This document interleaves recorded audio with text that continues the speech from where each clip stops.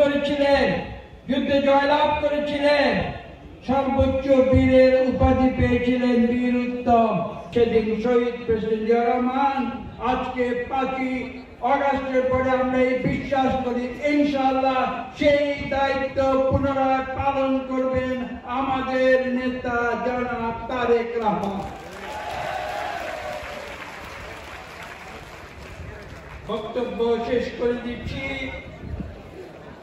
সর্বশেষ যে কথাটা আমি বলছি, এই যে ছাত্র জনতার বিপ্লবের ইতিহাস, এই যে 7ই নভেম্বরের সিপাহী জনতার বিপ্লবের ইতিহাস, এগুলো ইতিহাসের কোনো বিচ্ছিন্ন ঘটনা নয়। শত শত বছর ধরে বিশ্বের ইতিহাসে মানুষের অধিকার প্রতিষ্ঠার সংগ্রাম চলেছে।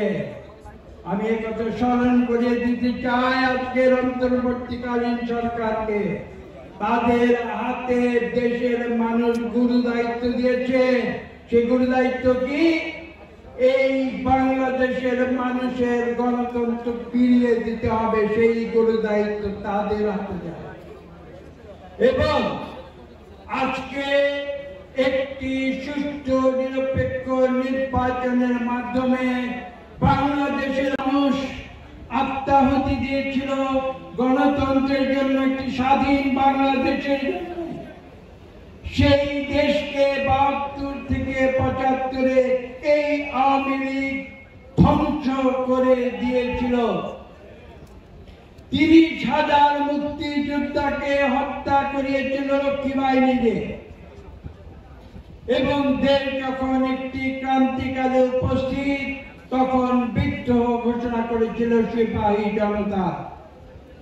সেটাই হচ্ছে 7ই নভেম্বরের সত্যিকারের ইতিহাস। করেছিলেন, যুদ্ধে জয়লাভ করেছিলেন, সর্বোচ্চ বীরের উপাধি পেয়েছিলেন বীর উত্তম।